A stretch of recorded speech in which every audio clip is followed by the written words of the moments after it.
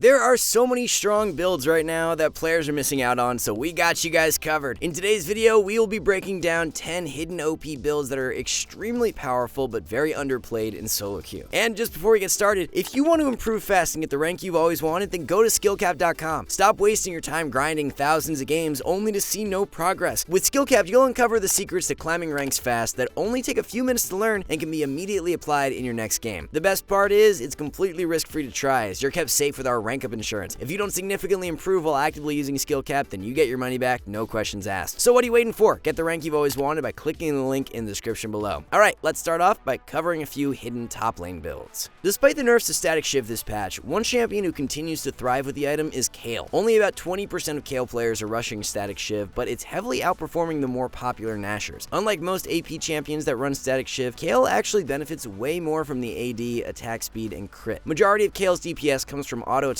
so although the Shiv passive is extremely powerful for her, the base stats don't go to waste at all. If there's one thing Kayle really lacks, it's the ability to shove out waves early on. Of course, once you get level 11, you have the AoE damage from autos, but prior to then, Kayle's strong suit is not shoving waves quickly. By rushing static, you alleviate this weakness and can create a lot more tempo on the map by doing so. The complete core build you'll want to run is Static Shiv into Nashor 2nd and Riftmaker 3rd. Make sure to grab Fleet for the Keystone rune with Overheal, Alacrity, and Last Stand. The best secondary page is Bone Plating and Unflinching. A build really being slept on for top lane Rumble revolves around rushing Demonic Embrace. Demonic is only being rushed by 20% of Rumble players, however, the item is outperforming the more popular Night Harvester. Top lane Rumble is going to be playing to a lot of fighter or tank champions that generally purchase a first item that contains health. Rumble Q now deals % health damage, and when you tack on Demonic Embrace as well, you've got so much % health shred. Rumble W also scales off of his % health now, so the fact Demonic Embrace offers 350 health works great in that regard. You're not only dealing a considerable amount of damage, but you'll be negating more as well by rushing Demonic. The second item in the build is going to be Night Harvester, and then Zhonya's works great third. Rune Page really depends on preference, as you can run Comet or Conqueror. Comet is going to be the stronger option for early lane dominance, while Conqueror will scale better. We're seeing many junglers gravitating towards Duskblade in the past patch or so, and one champion highly undervalued with the item is Graves. Duskblade has an identical win rate to Ghostblade, but it's only being played in 16% of games compared to the 60% of Ghostblade. Graves is a jungler who loves skirmishing, and everything that Duskblade provides works amazing with how he wants to play. The untargetable passive from Duskblade is actually more powerful on someone like Graves than the average champion. Reason being is that Graves has the reload mechanic in his kit, and that 1.5 seconds of untargetability allows for him to reload bullets while taking no damage and then is ready to fight again. The core build to run is a Duskblade Rush into the Collector 2nd and Black Cleaver 3rd. Fleet Footwork is the Keystone rune with Triumph, Alacrity, and Coup de Grace. Grab Magical Footwear and Futures Market for secondaries. There's a carry build for Ivern that is giving him a ton of strength for solo queue. You're not building Echoes of Helia or Shurelias as the mythic item. Instead, it's all-out offensive with Night Harvester. Harvester is still going to enable Ivern to dish out his utility extremely well though, because the item has 25 ability haste. Mythic passive also grants all legendary items 5 haste, so you're actually getting a lot more haste from this setup than you would building supportive. The dueling power with Daisy active and Night Harvester completed is far superior than building Echoes of Helia. You don't have to rely on your team as much to be the carry, as Ivern himself can dish out a considerable amount of damage with this setup. Magi's and Imperial Mandate are really strong second and third options with this build. Later on, you can pick up a Cosmic Drive to provide even more ability haste. The rune page consists of Airy with Nimbus Cloak, Transcendence, and Water Walking, Roll with Eyeball Collection, and Relentless Hunter for secondaries. Next up, for a couple of mid lane builds, there is a really interesting setup going around for Tryndamere. It's not actually the standard full crit build, as a Stridebreaker Rush is outperforming everything else. After building Stride, you do transition into crit, building Essence Reaver 2nd and Phantom Dancer 3rd. Playing into these squishier mid lane champs, Trynd really doesn't need to rush a crit item to be able to mow them down. By rushing Stride, you're a bit more durable, so those burstier champs can't one-shot you, and the slow from Stride is massive too. As long as you're sticking onto the enemy, you're not losing a 1v1 at level 6, so the active from Stridebreaker is extremely useful. The complete rune page is Lethal Tempo with Triumph, Tenacity, and Last Stand. Pick up Second Wind and Unflinching for secondaries. Now that AP mids are much weaker with Static Shiv this patch, one champ many pros are liking it on is Tristana. Majority of Trist mid players are rushing Kraken Slayer, but Shiv is obliterating it analytically, winning 4% more. Shiv just fits the theme of Tristana way too well. Static Shiv passive proc combined with Tristana's E passive gives her some of the most disgusting pushing power for any champion in the game. Being able to instantly chew through the wave lets you start hitting towers faster, and we all know how quickly Trist can demolish a tower if given the room to do so. If you're looking to pick up a mid lane champion with an incredible early game and some of the the best snowball power, Shiv Tristana is a superb option. After rushing the static Shiv, Navori Quick Blades is the second pickup, while Bloodthirster works great third. Fleet is going to be the optimal keystone rune with Overheal, Bloodline, and Coup de Grace. Grab Demolish and Bone Plating for secondaries. Now that the AP ratio on Shiv has been nerfed, there's a new build for Kai'Sa you have to try this patch. Instead of running static Shiv with Nashers, the 2-item core is Kraken Slayer and Navori Quick Blades. A good chunk of pro players have swapped over to using this build in 13.13. Lots of raw AD from this setup, which enables a Q evolve and gives Kai'Sa much more consistent damage output. The Shiv with Nashers build has a bit more burst built into it, but this crit build is going to thrive way more in those drawn out fights. Into tankier comps, or if your team is already very heavy in the magic damage department, crit is definitely the way to go. Playing hybrid Kai'Sa when your team already has multiple magic damage threats is usually not going to suit you very well if games drag out. The rune page for this build is Lethal Tempo with Presence of Mind, Bloodline, and Coup de Grace. Run Freeboots and Biscuits for secondaries. There's a new setup going around sparking the revival of Senna ADC, and it consists of rushing static Shiv. Senna's wave clear has always been absolutely abysmal, so by rushing static Shiv, you completely remove that weakness from the champion. Senna can actually fight for lane priority with this setup, which gives her so much more strength in the mid game. A 2-item core that is finding a lot of success on Senna ADC this patch is static Shiv with Eclipse. You have so much upfront burst power with this build due to the Shiv proc and Eclipse passive proc. If you're looking to spice up your champion pool for ADC, Senna is a legitimate option with this build and should not be slept on in 13.13. Rune page consists of fleet footwork with Presence of Mind, Alacrity, and Cutdown. Run Biscuits and Approach Velocity for secondaries. It's been ages since we've seen tank, Pike, and solo queue, but there's a very interesting setup leading to great results in 13.13. Rush item is standard as usual with Umbral Glaive, but from then on out, it's extremely unique. Even Shroud is going to be the mythic item slotted in second, and then Frozen Heart is the third purchase. One of the main draws to this build is that it's 800 gold cheaper than going with Duskblade. Sure, you're losing out on some damage, but when you CC the enemy, all of your teammates will be dealing more damage while you're going to be more difficult to take down. In games where your team is very damage heavy and you're lacking a tank, going for this more durable Pike build will work great, especially if the enemy comp is heavy AD. Being able to slot that Frozen Heart in is extremely powerful. Now, it's not just the build that is unique about this setup, as you will be running Glacial for the keystone instead of Hail of Blades. This way, when you CC the enemy, your teammates will have a much easier time sticking to the target and taking advantage of the damage amp from Even Shroud. The final build we have for you guys today is one for the best solo queue enchanter this patch, being Janna. Over the past few patches, we've seen Echoes of Helion nerfed and Moonstone buffed, which has led to Moonstone becoming very undervalued. Only about 17% of Janna players are running Moonstone as their mythic item, but it's winning 3% more than all other mythics. Janna already has amazing peel power from her kit, so especially in games where the enemy comp lacks heavy dive, you really don't need the active from Shurelya's. You're not picking Janna for her aggressive playmaking potential, you're playing her to protect carries better than most supports, and by building Moonstone, you enable this even further. The complete core build to run is Moonstone into Redemption second and Ardent Censer third. Glacial Augment is the best keystone rune with Freeboots, Biscuits, and Cosmic Insight. Roll with Font of Life and Revitalize for secondaries. So that wraps up all the hidden OP builds, but if you want to improve fast and get the rank you've always wanted, then go to SkillCapped.com. With premium courses for every role and skill taught by the best players, SkillCapped is the perfect platform to help take your game to the next level. Take our wave control course. While you wait for your next game to start, you can learn freezing, fast pushing, slow pushing, bouncing waves, the list goes on, all in just a few minutes to maximize your improvement rate. Or maybe you just like seeing your opponent's health go to 0. Then you'll love our trading course. We even have a skill test at the end so you can see how good you really are. Players just like you are leaving 5-star reviews and raving at how helpful they are. That's not all we offer though, as every week we release 10 brand new Smurf commentaries where a challenger player teaches you how to climb out of the exact rank you're stuck in. If you're looking for something more personal instead, then we got you covered with one-on-one coaching from our trained challenger experts. All that seemed too good to be true? Well, don't worry, we're backed by a rank up guarantee. If you don't significantly improve while actively using SkillCapped, then you get your money back, no questions asked. So what are you waiting for? Click the link in the description below and get the rank you've always wanted. Thanks so much for watching, everyone. Good luck in solo queue, and we'll see you in the next one.